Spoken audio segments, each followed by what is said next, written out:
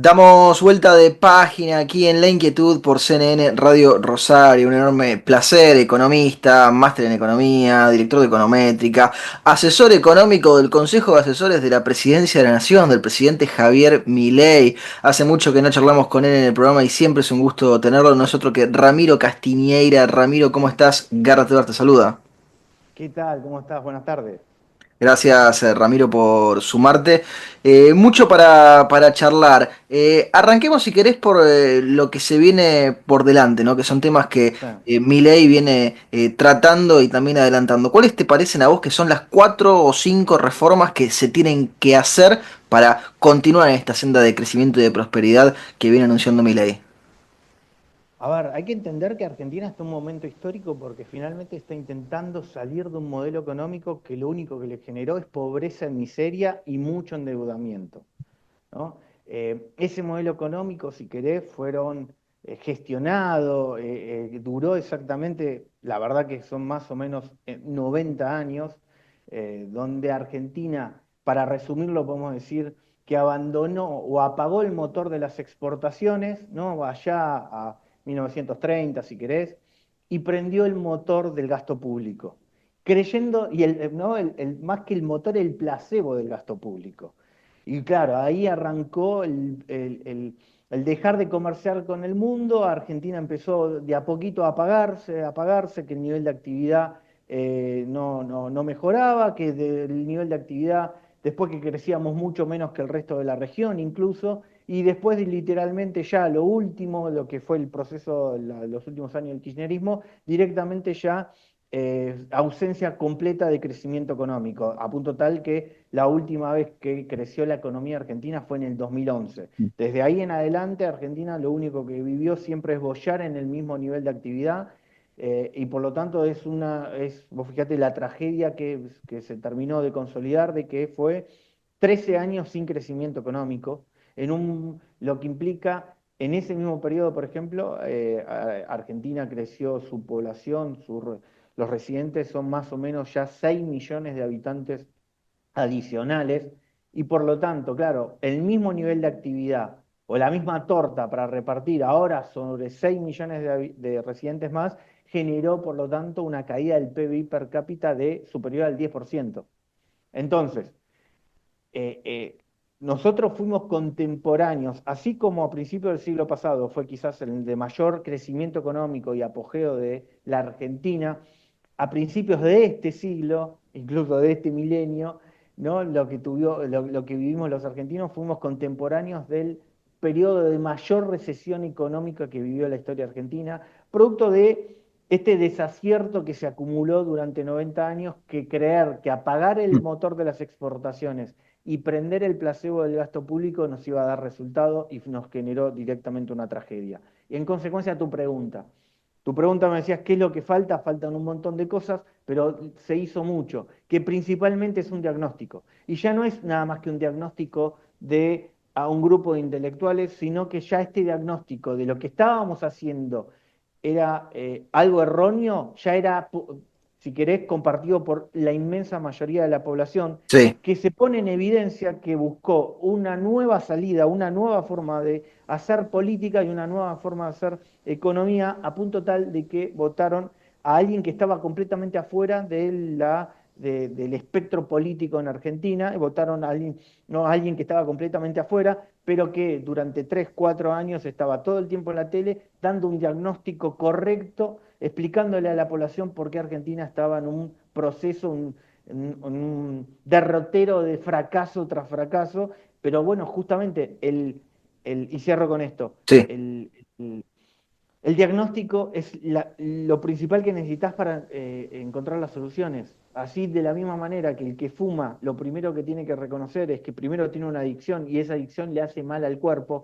Argentina no quería reconocer que esa adicción al gasto público le estaba generando nada más que pobreza, estancamiento e inflación. Entonces, una vez que lo reconoció, dijo, che, me parece que le estamos pifiando, por el simple hecho que ahora con las redes sociales, con YouTube, uno puede, no es necesario salir del país para dar cuenta que nosotros estábamos haciendo completamente lo contrario a lo que hacía el mundo libre. El mundo libre intentaba comerciar entre ellos, nosotros nos poníamos cepo por todos lados, incluso entre los argentinos. Entonces dijimos, che, me parece que le estamos pifiando en el diagnóstico, digo, en la forma de hacer, disculpame, en la forma de hacer economía. Y bueno, se buscó una nueva manera porque evidentemente el peronismo no sabe, de hecho te metía más adentro en el barro, los radicales nunca te supieron sacar de eso, hasta queda duda si alguna vez quisieron salir.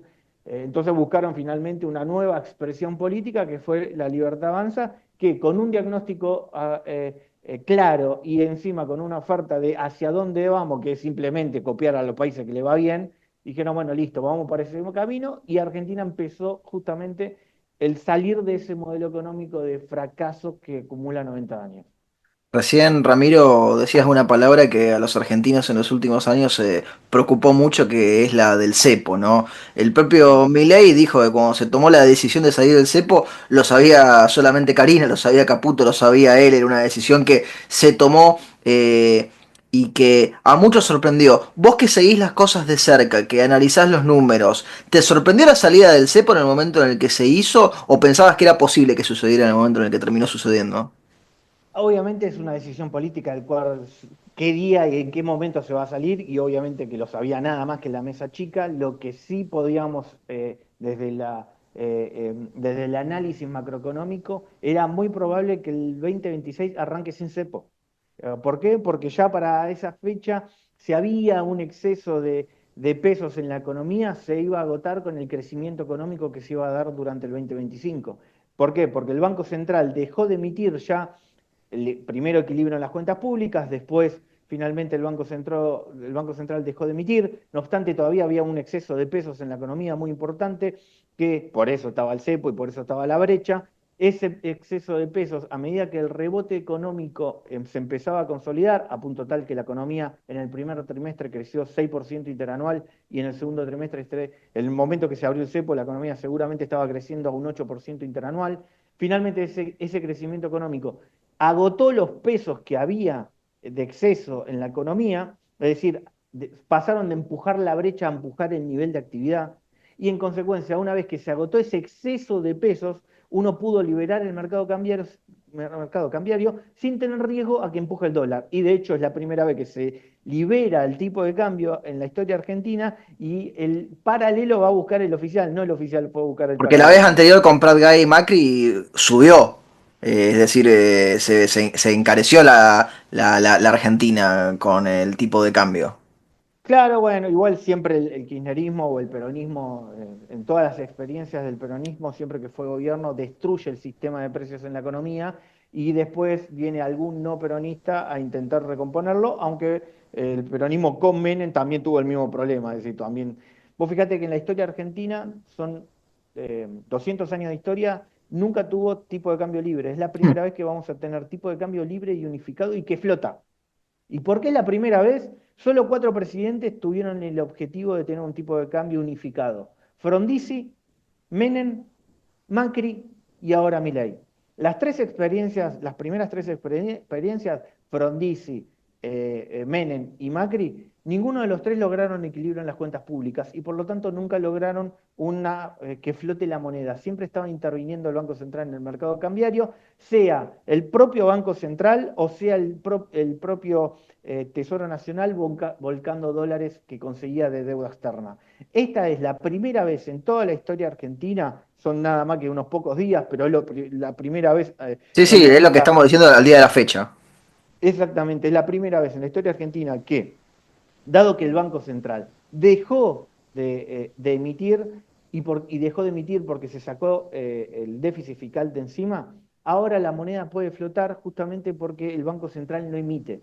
Entonces, si no emite, no inyecta pesos en la economía para que estén escalando el tipo de cambio siempre para arriba.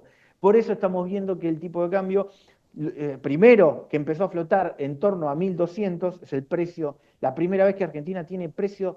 El tipo de cambio en Argentina deja de ser un precio político y empieza a ser un precio de mercado.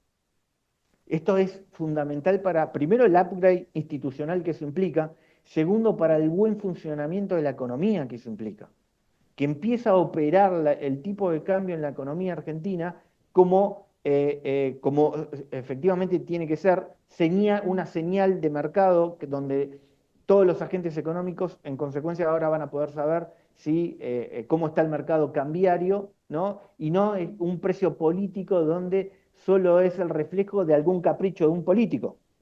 Fíjate que incluso la convertibilidad, cuando estaba unificado el tipo de cambio, el precio era dictado por ley. De hecho, estaba la ley de la convertibilidad, ¿no? Entonces, vos Exactamente. fíjate que el precio no flotaba.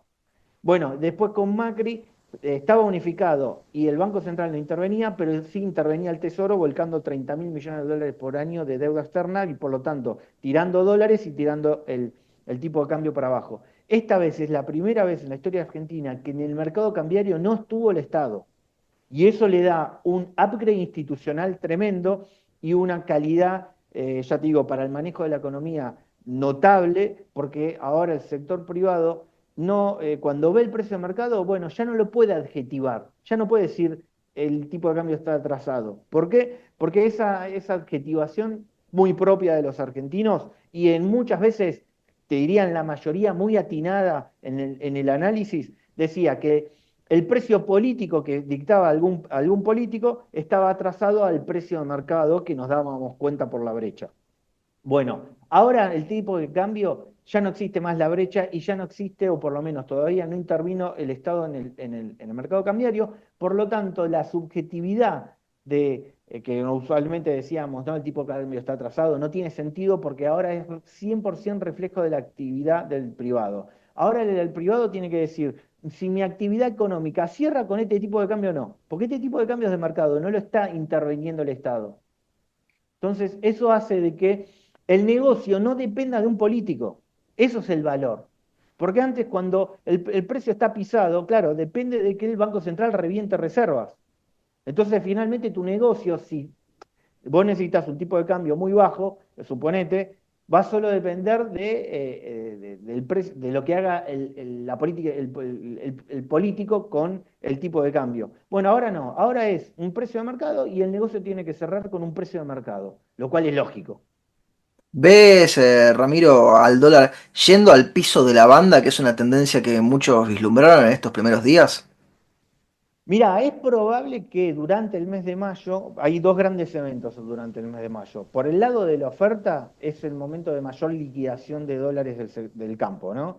La soja tiene una estacionalidad natural, se cosecha, ¿no? Si querés, diciembre y enero, se levanta, disculpame, se siembra en diciembre y enero, se levanta más o menos entre abril y mayo. Dependiendo de si es soja de primera, soja de segunda, más o menos son esos los plazos más con Rosario, charlando con Rosario, es algo que saben muy Sí, sí, bien que lo allá en siguen esa muy de región, cerca todos. lo siguen muy de cerca, así que no es necesario que los extendamos. Sí, por lo tanto, en mayo hay una oferta muy importante de dólares, pero ahora se suma en simultáneo que el Banco Central acaba de anunciar que va a colocar el Bopreal serie número 4, ¿no? Que eso si finalmente se llamó a licitación por 3.000 millones de dólares y por lo tanto tiene un potencial de sacar pesos del mercado por más de 3 billones de pesos. Entonces vos vas a tener muchos dólares en el mayo y menos pesos en la economía. Eso te induciría, te llevaría que en una economía donde hay más dólares y menos pesos, el peso se fortalezca y por lo tanto vaya hacia la baja o vaya a buscar el piso de la banda, ¿no? Estos 1.000 pesos. Si llega, no lo sé, y es bueno, y te lo digo, no lo sabe nadie, en el No, no, sentido sí, que sí, ahora nadie es tiene la una bola de cuota. cristal y ya no es un gobierno el que revienta reservas, como vos marcaba, para que se quede en un número o en otro, ¿no? Exactamente. Sí sabemos que por análisis de mercado tiene presión hacia la baja, particularmente en el mes de mayo. Te llevo al tema de qué es lo que queda por delante, ¿no? Y que es algo que Milei ha tocado en varias ocasiones, aunque no depende de él las decisiones. ¿Cómo ves las economías regionales y las provincias con sus economías y con sus finanzas? Porque ahí hay parte del recorte que no se ha hecho todavía, ¿no? Por muchos gobernadores. Sí, a ver, Argentina es un país federal y por lo tanto tiene tres niveles de gobierno, ¿no? El Estado nacional, el Estado, las provincias y los municipios. El gobierno nacional obviamente se encarga de las finanzas públicas nacionales y las provincias tienen completa independencia de autonomía para moverse en las finanzas públicas provinciales. En ese sentido, lo que sucedió durante el gobierno de Milei es que ya no le transfiere nada de manera discrecional que no corresponda a la ley de coparticipación. ¿No? ¿Qué pasaba? Acá siempre había un político que intentaba comprarse votos, comprarse, si querés, apoyo político, y entonces, ¿qué hacía? El político de turno iba, le transfería discrecionalmente a Mm. alguna provincia para lograrse comprar políticamente. Transformaba, si querés, a las provincias a esta lógica de hacer política, de intentar comprar a todo el mundo con gasto público, y a las provincias en su conjunto también transfiriéndole fuera de la coparticipación. Eso se eliminó muy sanamente porque ahora no se compra a nadie directamente con gasto público. En consecuencia, las provincias solo viven de la coparticipación tal cual dicta la ley. Ahora, dicho eso, todavía falta un montón de trabajo porque ahora las provincias tienen que empezar a competir fiscalmente entre ellas. Es lo que ha Y entre dicho ellas, Milei y que sería muy interesante verlo en la práctica, ¿no? Como pasa a lo mejor en los Estados Unidos, que uno los ve con distintos tipos de impuestos y alícuotas y la gente decide dónde hacer sus negocios y dónde gastar su dinero. tal cual como estás marcando, por ejemplo, en el estado de California, tanto abusaron de los impuestos que aplicaban sobre las empresas radicadas en California, que muchísimas de las empresas que estaban ahí se empezaron a ir bien a Texas o bien a la Florida. Y en consecuencia, vos fíjate cómo esa competencia fiscal que hoy falta en Argentina, y por qué falta en Argentina. Porque están, primero que, viviendo de la coparticipación, pero el problema de vivir de la coparticipación es que no le otorga independencia en el tributo. ¿Qué te quiero marcar con esto? Por ejemplo, imagínate si las provincias tuvieran un IVA provincial y un ganancias provincial. Entonces, las provincias que están más alejadas, por ejemplo, de los grandes centros de consumo, imagínate Chaco, entonces, claro, no puede competir contra, claro, cualquier empresa quisiera estar, si querés, más cerca de los centros de consumo, de Buenos Aires, de Rosario y de Córdoba, pone la empresa ahí y gana un montón de logística, porque está muy cerca de los centros de consumo. ¿Cómo podría competir, por ejemplo, Chaco más lejos de los centros de consumo? Imagínate que si existiera una reforma impositiva que permita que las provincias tengan manejen ellos una parte del IVA y de la alícuota de ganancias, sea directamente de carácter provincial. Por ejemplo, Formosa podría competir bajando IVA y ganancia provincial. Y hoy eso no se le permite. IVA y ganancias, como lo maneja directamente toda nación, Formosa no puede competir bajando el impuesto. Entonces, ¿qué genera? De que Formosa no pueda competir impositivamente con esa estrategia. Al margen que sobre eso, ingresos brutos, tampoco, ingresos brutos podrían competir, pero claro, como tiene tanto peso la coparticipación y que están todos enganchados Mm. en la recaudación a nivel nacional, que no les permite finalmente competir y terminan compitiendo ingresos brutos muy en el margen y de hecho no termina de disparar que una empresa diga, bueno, dale, me voy para allá porque bajaron ingresos brutos. Pero de repente imagínate que se elimina ingresos brutos y las provincias directamente, hoy es el IVA, imagínate, el IVA es 21%, Sí. que el 10% sea recaudación del gobierno nacional y el 11% adicional sea competencia total de las provincias. Y que cada provincia diga, bueno, yo voy a bajar la alícuota, por ejemplo, vamos al extremo, vamos a un ejemplo. Formosa dice que la alícuota de su IVA provincial es cero. Entonces, vos decís, wow, mirá, vos ahí pagás nada Sí, más que vamos el para seis allá. por ciento Me sirve, Claro, dice alguno. exactamente. Entonces, lo que falta en Argentina es estimularla. Por eso es que directamente destruir el sistema de coparticipación de impuestos, algo nefasto que tiene en Argentina, más en un país federal que le impide la competencia entre provincias. Y vos fíjate qué bueno que sería para el contribuyente, porque logra finalmente de pagar menos impuestos y conseguir más servicios. Porque el empresario dice, yo te lo puedo producir desde acá cobrándote menos impuestos, finalmente. Entonces, dentro de tantas reformas que se necesita la Sí, sí, Argentina, esa sería una es una. ni siquiera replantear la coparticipación, eliminar la coparticipación y que cada uno tenga un piso de, como es en Estados Unidos, un piso de impuestos nacionales y el resto son impuestos provinciales. Y que demuestren ahí la voracidad fiscal que tienen algunos y Eh, la que no tienen otros. Exactamente. Te robo unos minutos más de tiempo, Ramiro, y luego te libero. La inflación ¿Qué puesto de preocupación ocupa hoy por hoy en la Argentina? A ver, Argentina es la primera vez que mató estructuralmente la inflación. Déjame hacer un ejemplo, ¿no? Imagínate, tuviste en una fiesta, y bueno, se tomó un poquitito más, Un poco de exceso, producto, sí. un poco de exceso en la fiesta y al otro día vos tenés un proceso, no, una resaca, Sí, ¿no? Que te puede durar, te puede afectar al otro día o imagínate 28, sí. Y 48 horas, que ¿no? si venís acumulando de mucho tiempo puede ser peor, de la edad que tengas. Exactamente. Bueno, ahora lo llevemos a economía y al proceso inflacionario, donde Argentina abusó de la emisión monetaria y después tiene un año o 2 años de resaca inflacionaria. Mm. Entonces, nosotros estamos viendo este proceso de cuando está bajando el proceso inflacionario, que si bien se dejó de tomar o se dejó de emitir, no obstante, todavía sufrimos ahora la resaca y la jaqueca que genera el haber emitido en esa fiesta populista. Bueno, pero que sabíamos ahora, estamos, información pública, el Banco Central dejó de emitir, es decir, se terminó la borrachera y en consecuencia, si se mantiene esa prudencia en las cuentas públicas, esa prudencia monetaria, vos sabés que se te va a ir finalmente la resaca y Argentina muy probablemente para el 2026 ya esté en un dígito de inflación anual. Esto es decir, un 9% de inflación para el 2026 en todo el año, por decir un número, de marcar, de decir que va a ser un dígito nada más en el año. Y esos productos ya te digo, porque ya vamos a estar hablando de más de año y medio de que no se emite en Argentina, año y medio en que no se está en borrachera inflacionaria. Mm. Y por lo tanto, la consecuencia va a ser de que si te haces el análisis en sangre, no te va a dar alcohol y a la Argentina el análisis le va a dar que la inflación bajó un dígito. Ramiro, última pregunta y te libero, porque es algo que charlamos una de las últimas veces que estabas aquí en el programa. Sí. ¿Qué se debe seguir haciendo en temas de educación en Argentina? La educación sigue siendo también uno de los ejes centrales, ¿no? Si bien siempre nos concentramos en lo económico.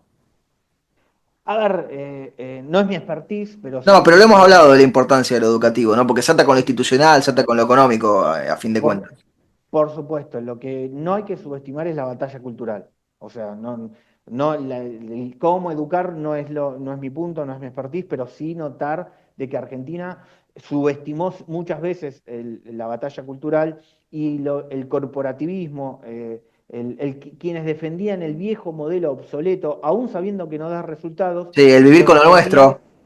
el famoso vivir con lo nuestro, finalmente lo defendían a lo último ya directamente, primero con mitos, o directamente con falacias, a lo último ya incluso destruyendo el INDEC, pero ¿no? Para que sostener el relato, si querés. Pero vos fijate algunos puntos en lo económico, que los argentinos nos taladraron la cabeza durante décadas que la inflación era multicausal. Mm. Pese que hay premios Nobel que demuestran de que la inflación solo responde a la emisión monetaria, acá el político de turno te quería convencer de que la inflación era multicausal. ¿Para qué? Para desligarse de la responsabilidad de la emisión monetaria y en consecuencia incluso echarle la culpa al sector privado del proceso inflacionario. Entonces, ¿qué pasaba? Con ese mito, con esa falacia, con esa mentira directamente, el político lograba consolidar, sostener el modelo que nos empobrecía. Otro ejemplo, ¿cuántas veces escuchamos que cerrar la economía es para cuidar el empleo? Millones, Sí. millones. Bueno, nada más lejos de la realidad. Si uno con una economía cerrada destruye empleo porque destruye la posibilidad de negocios. Y si no hay negocios, no hay trabajo, tan simple como eso. En consecuencia, es otro mito que hacía la política o, si querés, el corporativismo en Argentina, quienes defendían el modelo que se está desarmando, para justamente lograr que las leyes que cierren la economía y obviamente donde ellos tengan la ventaja porque le venden a un mercado cautivo. Entonces, voy al punto de que, lo que no hay que subestimar en Argentina, y Javier Milei, el presidente Javier Milei lo tiene muy en claro eso porque él está batallando desde que está en los medios, desde el minuto cero, es la batalla con la batalla cultural, la batalla de las ideas para finalmente desmembrar el modelo económico, no solo desde su forma, sino también desde sus mentiras, desde sus estrategias comunicacionales para sostenerlo, y por lo tanto llevarlo a la actualidad de lo que es el análisis económico. Argentina tiene, si querés, se quedó en el tiempo, cuánto se... ¿no? Acá el keynesianismo Mm. hizo callo duro y ni te hablar si no eran keynesianos, directamente eran marxistas, dejando de lado toda la cultura liberal, justamente la que generó un gran progreso económico, si querés, los últimos 50, 60 años, a ver, los 200 años en la humanidad, pero Argentina en particular, muy aislada del mundo, atada con ideas del keynesianismo, que ojo que encima el keynesianismo se aplica solo en dictaduras, porque avasalla muchas libertades. Implica eliminar muchas libertades, muchas imposición de restricciones al ciudadano para finalmente imponer todas esas ideas. No por casualidad Argentina tenía cepo, control de precio, control de cambiario, control de, ¿no? Todas esas ideas keynesianas que destruyen las libertades de los ciudadanos y por lo tanto atentan contra cualquier idea liberal. Claro, por eso querían que la cultura liberal directamente sea mala palabra en Argentina. Pero bueno, ahora el diagnóstico, el análisis y la batalla cultural permite a los argentinos, y las redes sociales y la tecnología permite decir, che muchachos, ¿por qué seguimos con el keynesianismo y con todas estas ideas viejas y obsoletas y arcaicas cuando el resto del mundo está aplicando una política al resto del mundo que le va bien y que son democracias liberales y capitalistas están aplicando más una cultura más liberal? ¿Por qué nosotros no lo estamos haciendo? Bueno, finalmente la batalla cultural está dando el permitir el diagnóstico correcto y por lo tanto de que los argentinos se sumen a lo que están haciendo Estados Unidos, Inglaterra, Australia, toda Europa, Nueva Zelanda, los países nórdicos, porque Argentina tenía como norte copiar la dictadura de Venezuela o la dictadura de Cuba. Una ridiculez. Una ridiculez Entonces, absoluta. por eso la batalla cultural no hay que subestimarla y por eso hay que dar la batalla cultural. Ramiro, querido, te agradezco muchísimo el tiempo que te has tomado para charlar conmigo y con mi audiencia. Te mando un fuerte, fuerte abrazo. Bueno, querido, cuando quieras repetimos, ¿eh? Gran abrazo a Será un toda la placer. audiencia y feliz Día del Trabajador. Lo teníamos a Ramiro Castiñeira aquí en La Inquietud por CNN Radio Rosario.